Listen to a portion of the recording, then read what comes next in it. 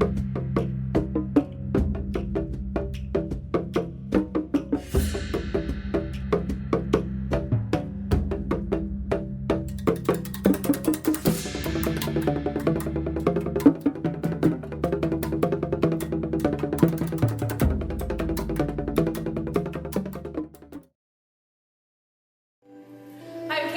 the director of Dance in the Parks, and I'm here with one of our choreographers, Carpenter. Hello. He is back for a second year of Dance in the Parks.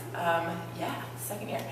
We have been working on your newest in a series of dances that you're doing. Can you tell us about your series and the very interesting name of your series? Yeah, the title of this series is Rituals of Abundance for Lean Times. And I started making this dance a couple of years ago.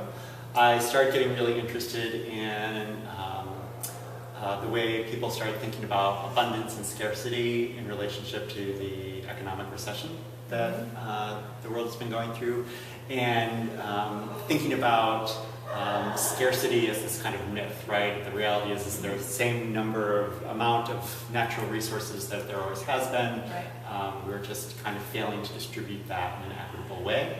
And then also thinking about, in this series, how my own process as a dance maker can reflect upon or reproduce these kinds of systems of inequity. Right.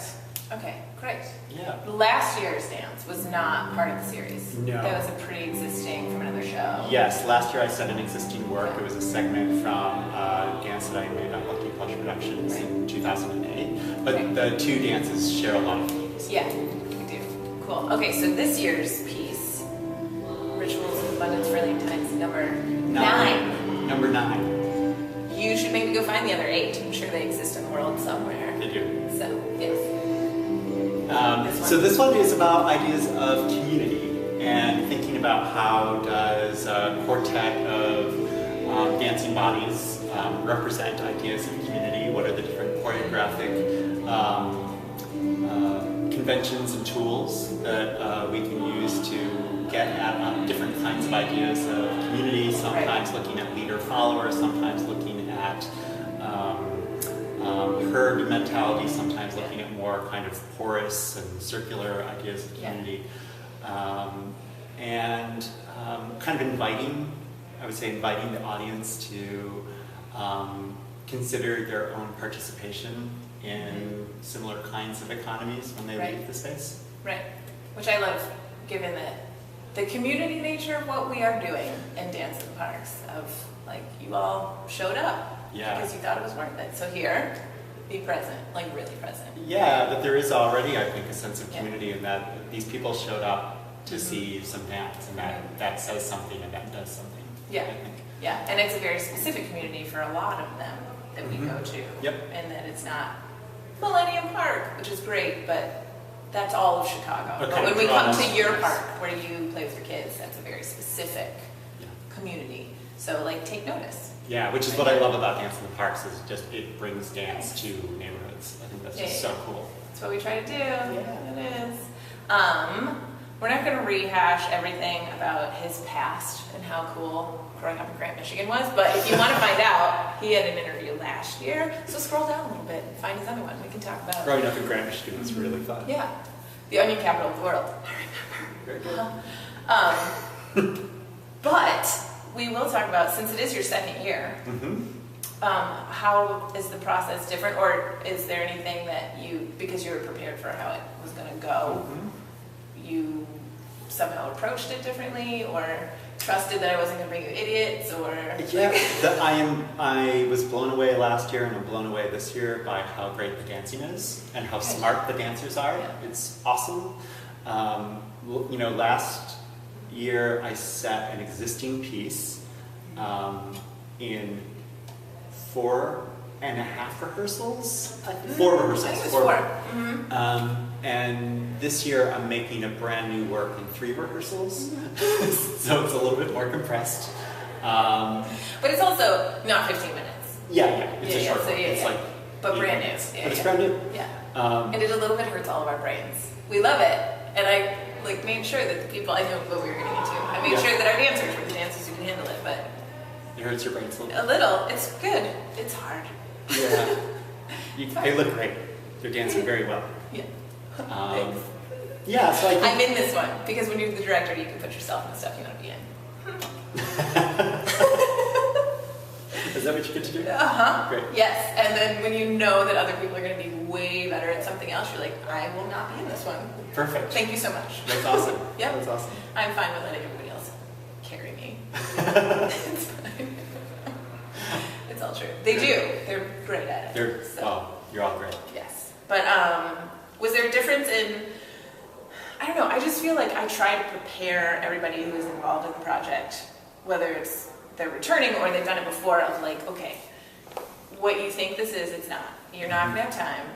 You'll have very good dancers, but we won't have time. There's no tech, so like it's got to read literally like we're dancing out on the grass, like you did when you were 8. Like, make it as simple as possible, and I try and make it as scary sounding as possible, so people come in with like a clear idea, and then I feel like the second year everyone's like, oh, yeah, okay. I know. I felt like you prepared me really well the first year, and I did a little research in YouTube land and kind of saw some excerpts of what happened. So I had a pretty good sense coming in. Okay. I was actually pleasantly surprised and pleasantly reminded of just how quick the dancers are. Yeah. And that's ultimately I don't do high tech work. Part of the deal. Well, I mean, and even if you did, part of the deal is I can't afford to have lovely dumb dancers. I don't have time. Yeah. I mean, if you all wanted to give us thousands of dollars, I'd have time. Website, do it. But, I don't think they're going to give you money so you can hire dumb dancers. No. But you can give us money to pay our smart ones more. There we go. That would be great. That would be awesome. Yes, it would. Just whatever. But yeah, cool. So, all right. Well, I'm glad that you're enjoying the process. Absolutely. It is our last week of rehearsal, so it's a little... They seem very fresh. You know, oh, green, like, just, fresh as daisies. It's all true.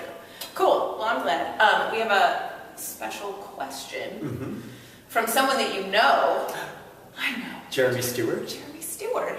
The one person, we got an amazing donation from someone I didn't know, which never happens in Dance in the Parks. Feel free.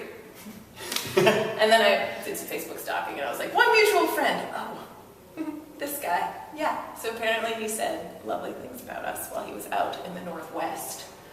And so he gave us a question. He earned the right to ask a question during the interviews. And he wants our artists to speak to the idea or the community that's built when dancers and choreographers are working on the creation of a piece, which I feel like is right up your alley. It is right up my alley. I mean, I feel like I work very collaboratively with my dancers, and I require a lot of input from dancers, and I require a very participatory approach to making. And I think that does build community in a really different way. I think that if I were to show them all the steps and say, do this, I think that builds community too. I think the kind of community that I build is different. The hierarchy is different. Hopefully flatten some hierarchy, that's what I'm after.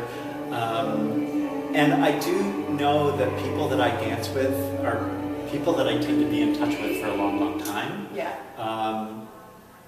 You know, moving together, working at these really complex problems that I tend to set up in my dances, you kind of, once you problem solve stuff like that, problem solving other things in your life just doesn't seem so weird.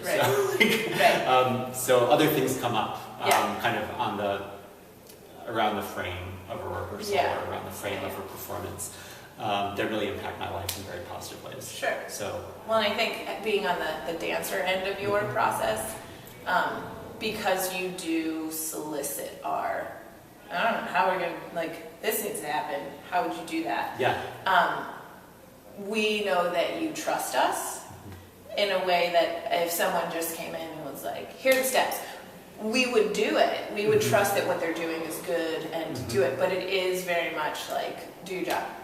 Instead of like, let's do this thing. So like, we know that what we do is going to be valid, or you will use it as a tool. So automatically we get that trust is there instead of like, you guys got to get it the way I did it.